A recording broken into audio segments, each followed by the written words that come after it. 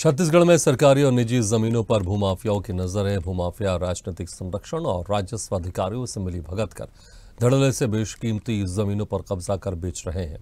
राजधानी में एक भूमाफिया ने अरबों की सरकारी जमीन हड़पने के लिए सुनियोजित तरीके से किसानों से एग्रीमेंट किया और किसानों का संरक्षक बनकर जमीन हड़पने जुटा हुआ है। इसी पर देखिए ये खास रिपोर्ट। सरकारी निजी जमीन पर भूमाफिया की नजर, अरबों की सरकारी जमीन हड़पने का बनाया प्लान, सुनियोजित तरीके से किसानों से एग्रीमेंट, किसानों का संरक्षक बनकर जमीन हड़पने जुटा। अधिकारियों की कार्यप्रणाली पर उठ रहे सवाल।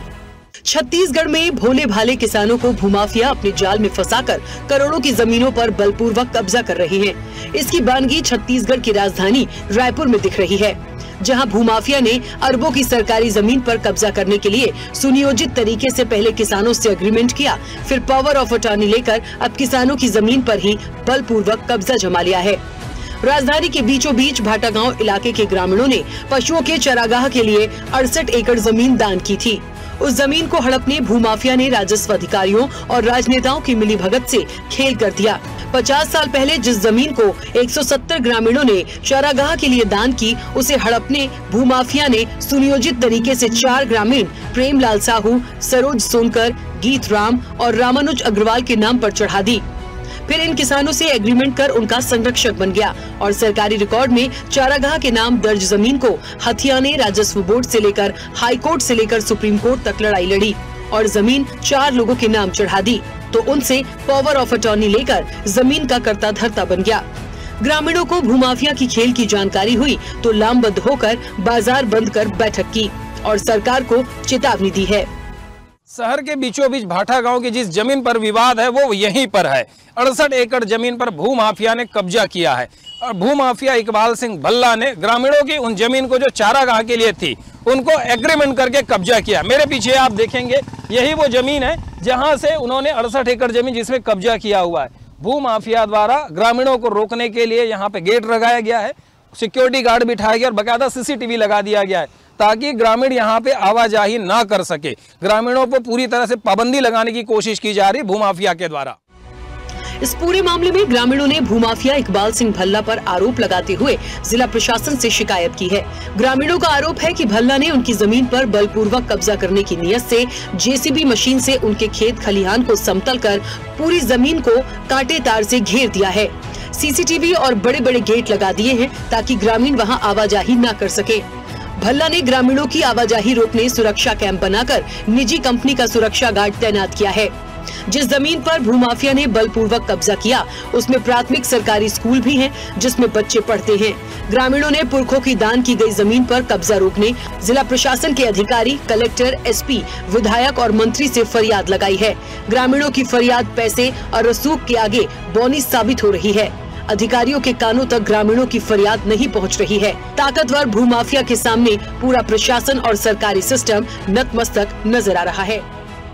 ये चारागाह की भूमि ऐसा है कि कुछ साल पहले ना ग्रामीणों ने गाय के लिए, चारागाह के लिए, जानवरों के लिए दिए थे, चारागन के लिए। उसके बाद कुछ दिन ऐसा है, मतलब जोगी के शासन में ना इसको वो परिवर्तित किए कि आम का झाड़ लगाए और गरीब 40 गरीबों को ना यहाँ पे मतलब कमाने के लिए दे दिए थे। वैसा वैसा दिन बीतता गया और यहाँ पे चलो वो करके अंदर ना ये भूमाफिया लोग अंदर पेपर तैयार करके इसको चारागाह को हटा करके यहाँ पे निजी संपत्ति करके पता नहीं कैसा जाली वाली करके पावन ले लिया हाई कोर्ट से। और निजी संपत्ति नहीं, ये ना 68 एकड़ जमीन 173 लोगों की ज़मीन है और 173 लोगों का नाम है। कोई 2 डिसमिल दिया, कोई आधे एकड़ दिया, कोई 1 एकड़ दिया, ऐसा तैसा ना 173 लोग ने इसको दान किया था। तो अभी ना भूमाफिया लोग कुछ भी करके ऊपर नीचे जाली काम करके इसको अपना समझ करके ना यहाँ पे दावा बोल देते। कई महीनों तक काम चलता रहा तो फिर गाँव वाले ने विरोध किया और मीडिया भाइयों ने अपना साथ दिया और अपन लोग मंत्री के पास गए थे, 8 मंत्री के पास गए थे, कलेक्टर के पास गए थे, IG सर के पास गए थे, पुलिस निरीक्षक के पास गए थे, अपन SP सर के पास गए, थाना गए थे। ऐसा तैसा अपन लोग पूरे विभाग में चले गए। उसके बाद भी अपना निवारण अधिकारियों पास गए तो क्या कहा? अधिकारियों पास गए तो पेपर पूछने गए, पहले में तो अपन जमा किए, फिर पूछने गए तभी निकला नहीं है भैया। ऐसा बोले IG ऑफिस में आज ही का निकल जाएगा, निवारण हो जाएगा, ऐसा बोले। अपन वो भी चौधरी के पास भी गए थे, वो भी कलेक्टर साहब को डायरेक्ट ही बात की कि भाई भाटा गाँव का निवारण करिए, जल्दी तड़फड़ करिए, परेशान है गांव वाले। ऐसा टाइप का ओपी चौधरी के भूपेश बघेल के पास गए तो मुलाकात नहीं हुआ।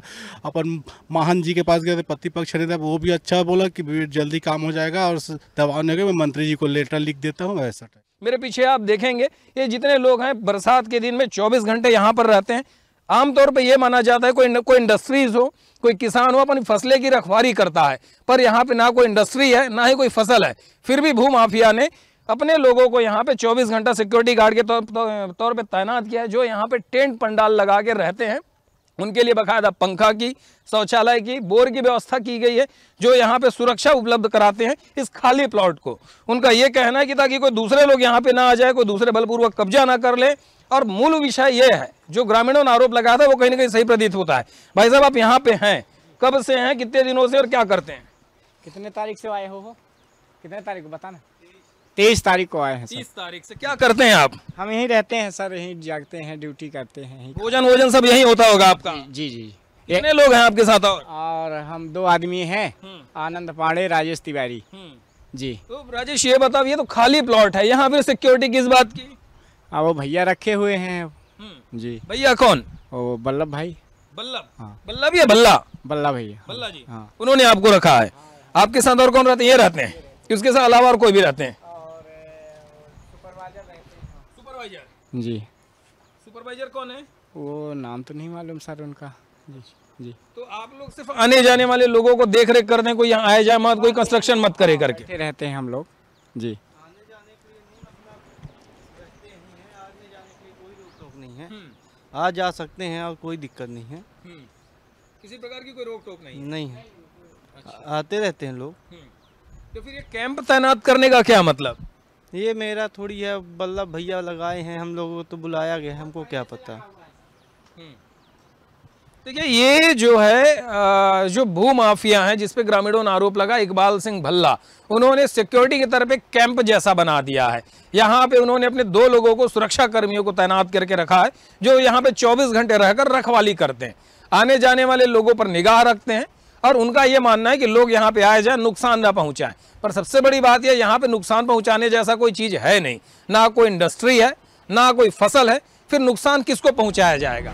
ग्रामीणों ने जिस भूमाफिया इकबाल सिंह भल्ला की शिकायत की, उसका पक्ष जानने स्वदेश न्यूज के संवाददाता ग्रामीणों के बताए गए पते VIP करिश्मा शंकर नगर पहुँचे तो उसके फ्लैट पर ताला लगा मिला। अपार्टमेंट में जानकारी लेने पर पता चला कि जिस फ्लैट में भल्ला रहता है वो SKS इस्पात के नाम पर रजिस्टर्ड है और वहाँ भल्ला नाम का कोई व्यक्ति नहीं रहता। जमीन कब्जाने के खेल में प्रथम दृष्टया इकबाल सिंह भल्ला का नाम सामने आया है, पर बाजार में जो चर्चा है उसके अनुसार इकबाल सिंह भल्ला के पीछे और भी लोग हैं, राजनीतिक संरक्षण प्राप्त है, प्रशासनिक अधिकारी हैं, किसी शर्मा नामक कारोबारी और एक राजनेता का नाम सामने आ रहा है।